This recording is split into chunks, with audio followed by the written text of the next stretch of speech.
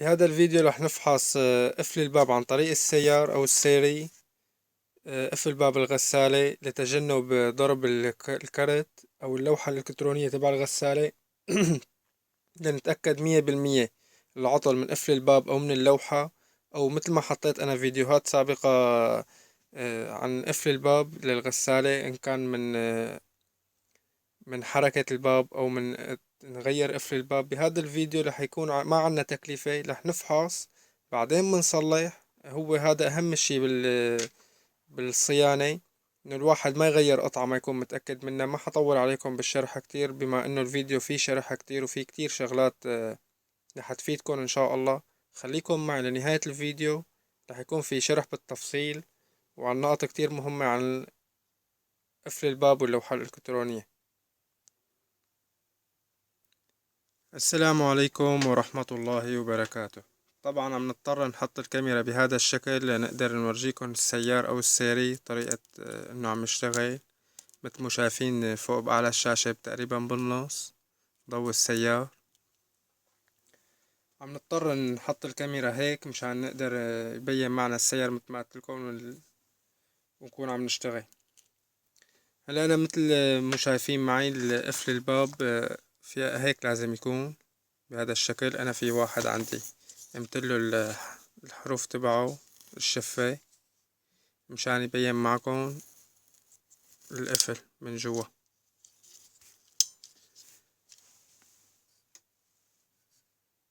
بداية هلا انا في رح احط لكم بقلب بقلب الوصف مثل ما قلت لكم عن طريقة حركة الباب وتصلحناها. كيف غيرنا قفل الباب. هلا هون نحن بدنا نفحص قفل الباب. قفل الباب عنا مثلا بهذا الشكل 3 خطوط. طبعا قفل الباب لسه مو مفتوح.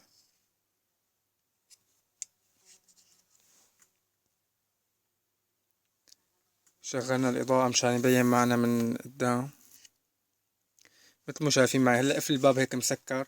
طبعا طريقة كيف بدنا نفحص قفل الباب، بدنا نطلع الخطين تبعه. هلا هيك عنا كله مطفي، عم حط بأي طريقة. شايفين معي، شوفوا اللمبة السيري شلون عم تشتغل شي خفيف. بينت معكم. هلا راحت ليش؟ لأنه أخذ كهرباء القفل. هلا أنا دغري إذا يعني مثل إذا سكرت الباب أو بعطيه تسكيرة للباب بيقفل. هلا مثل ما شايفين معي قفل. هلا هيك قفل. شايفين عم تاخد شوية كهرباء. وقت بيقفل قفل الباب لازم يشتغل على الجنبين التانيات، على الخطين التانيات. يعني هلا بهالشغلة هي لحنا لازم قفل الباب بنرجع بنعيدها. خليكم معي. هلا هذا ليفتح بنرجع من شو اسمه. هي هون عندي مكشوفين اكتر. حطينا على النصاني وحطينا على الطرف اليساري. هلا لا ما بيهمكن الاطراف، انتو لازم تجربوا عنكم ليبين. هلا حطينا على 1 و3 بهذا الموديل. على 1 و3 حطينا. بتشتغل عندي لمبة السيار شي ضعيفة، بتاخد تقريبا اقل من ثانيتين وبترجع بتفصل كهرباء. بينت معكم. هلا هيك بهالشي هذا بيقفل نقدر نقفل الباب. اخذ كهرباء الباب قفل. اخذ التكة قفل الباب. بعد ما قفل الباب لازم يخرج كهرباء. هون دخلوا كهرباء وبده يخرج كهرباء لوين؟ للوحة الكهربائية. كيف نعرف خرج كهرباء؟ بنقيم من الجنب اللي اخذ منه كهرباء. النصاني بيتم بقرنته. بنعطيه على الجنب التاني خرج كهرباء للوحة الكهربائية. بهذا الشكل القفل الباب تبعنا شغال 100%. ما في اي عطل. ما في اي ضرب باللوحة الكهربائية، ما بتنضرب بإذن الله. هلا هون عندي هذا قفل الباب. حطينا على النص ثاني. اخذ على الجنب الخفيف. اخذ على رقم 2. حاولت اقفل الباب ما عم يقفل، مع انه دخلوا كهرباء ما عم يقفل. قفل ما في. طيب حطينا على الأربعة على الجنب التاني مثل مو شايفين. بدي ارفع شوي شو اسمه، حاول انا برفع ايدي شوي مشان السيرة يكون عندكم واضح اكتر هيك.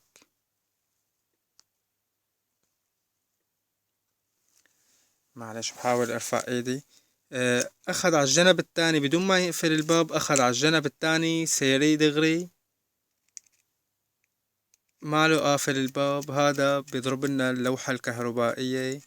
هذا القفل الباب بيكون عاطل 100%. يعني خلاصة الحديث، اذا نحنا عم نجرب قفل باب وعطانا بدون ما يقفل عطانا هاي الكهرباء بواحد من الخطوط، منكبه دغري فورا، ما منركبه على الغسالة. بده يعطينا لازم هذا الضوء بعد ما يقفل القفل. يعني هلا هذا للكب ما بنقدر نستخدمه. طبعا نحنا هون بدنا نجي على واحد. هلا جربنا على الواحد وثلاثة، شوفوا شلون تشتغل الكهرباء شوي. القفل الباب النظامي هذا طبعا مو مسكر، ارجيني مسكر مبلا ليك مسكر معي، وهي من هون مبين. شوفوا الفرق، شايفين الفرق تبع هيك قافل على لسان الباب. هلا نحن نضغطه شوي لجوا، فك ورجع نظامي مثل ما كان. شوفوا هلا الكهرباء شلون بياخد كهرباء ضعيفة، بدخل كهرباء عليه ضعيفة مشان يشتغل البلاتين اللي جوا. اشتغل البلاتين اخد كهرباء. هلا انا لو حطيت على الجنب التاني ما بياخد كهرباء، ما خرج كهرباء، مع انه دخلوا كهرباء ما خرج كهرباء. ليش؟ لانه لسه ما قفلته. لازم انا اعمل هاي الحركة، تسكر الباب. طبعا بهالحركة نحن عم نسكر الباب، بس يتسكر الباب بيخرج كهرباء. هذا القفل تبعنا شغال 100%، ما عليه اي خوف باذن الله من ركبه. اذا طلع بعد منا في عطل، العطل عنا من اللوحة الكهربائية، او بننتبه لحركة الباب. طبعا اذا فاحصين حركة الباب العطل عنا من اللوحة الكهربائية. بعضهم منهم بدي لكم على شغلة. بعضهم منهم قفولة الباب تقفل قفل الباب، اخد كهرباء قفل، بنحط على الجنب التاني ما خرج كهرباء. بهي الحالة كمان بيكون عاطل، بيعطينا رمز قفل على الغسالة. بدي اورجيكم شلون وقت هيك انتهى البرنامج او نقيم الكهرباء شلون بفك القفل بما اشرح لكم. بعضهم منهم بيقفل الباب، بيعطينا لوحة الإشارة عفوا على اللوحة الكهربائية على الشاشة إنه قفل الباب، بس ما بيعطينا ما بيخرج كهرباء القفل. وقت ما يخرج كهرباء القفل بيكون ما بيعطينا هذا الضوء، كمان بيكون عاطل. نحنا بنفكر إنه القفل عطل عنا من اللوحة الكهربائية، بما إنه قفل الباب عم يقفل. يقفل الباب عم يقفل بس ما عم يخرج كهرباء، كمان بيكون عاطل. هلا هون بنستنى عليها تقريبا دقيقتين متل ما بننتظر بالغسالة. بدي اعتذر منكم، اجاني اتصال مشان هيك فصلت هذا. بحب لكم انه اللي عم يسأل اي سؤال على القناة يشرح لي السؤال. برجع بكرر يعني يشرح لي السؤال بشكل كامل يعني، او بشكل موضح اكتر لحتى اقدر جاوبكم عليه. هلا هيك مثل ما قلت لكم نرجع لموضوع هذا الفيديو، ما يكون طويل كتير يعني، بس اما لازم انا اشرح لكم اللي ما عنده خبرة مشان يعرف شو يساوي. هلا هيك فصلت الكهرباء عن الغسالة، فصل الباب، فتح عنا الباب. نقدر نفتح الباب، فتح الباب عنا. نرجع عنا هلا عنا قفل الباب الحديث، يعني اسمع منه هذا الصوت. بس شو اسمه، سكر باب هذا اللي مثل الغسالات البوش، تعطي طقطقة مثل ما شايفين. هلا نحن بالبداية بدنا نعطي كهرباء مو مبين معنا خطين ولا بيبين معنا منين بدنا نعطي كهربا. حطينا النصاني، نجرب على جنب. أخذ شوية كهربا خفيفة، أعطاني هذا الصوت. هو لأنه بالعادة بياخد كهربا بيعطي طقطقة مثل غسالات البوش أو الفيستيل الحديثة بتعمل طقطق، بيقفل قفل الباب. هذا ما بنستنى عليه دقيقتين. يبقى لذلك وقت بدنا نجرب بيعطينا هذا الصوت. ما تاكلوا ما تخافوا يعني ما هذا.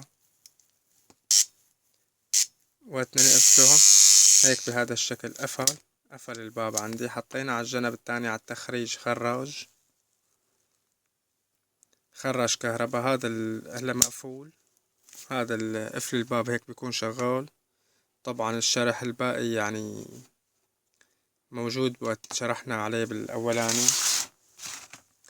طبعا وقفولة الباب كتير يعني كتيرة ومتنوعة. نحن هذا فينا نفتحه من هاي الكبسة. بعض الغسالات اللي قدام الفلتر المي منلاقي نفتح باب الغطا تبع الفلتر المي. هدول غسالات حديثة تبع القفولة الحديثة. نفتح فلتر المي بأسفل الغسالة، بنفتح باب الفلتر المي منلاقي زنبوعة صغيرة نازلة من فوق، فينا نشدها مشان نفتح قفل الباب بالشغلات الطارئة. لأنه هذا قفل الباب ما بيفتح غير عن طريق الكهرباء. ما بنستنى عليه دقيقتين، في حال انتهى البرنامج فورا بيفتح. وبهيك ان شاء الله نكون انتهينا من الفيديو تبع قفل الباب. لا تنسونا من رفع القناة، رفع الفيديوهات، لايك للفيديو. شكرا كتير لكم على المتابعة.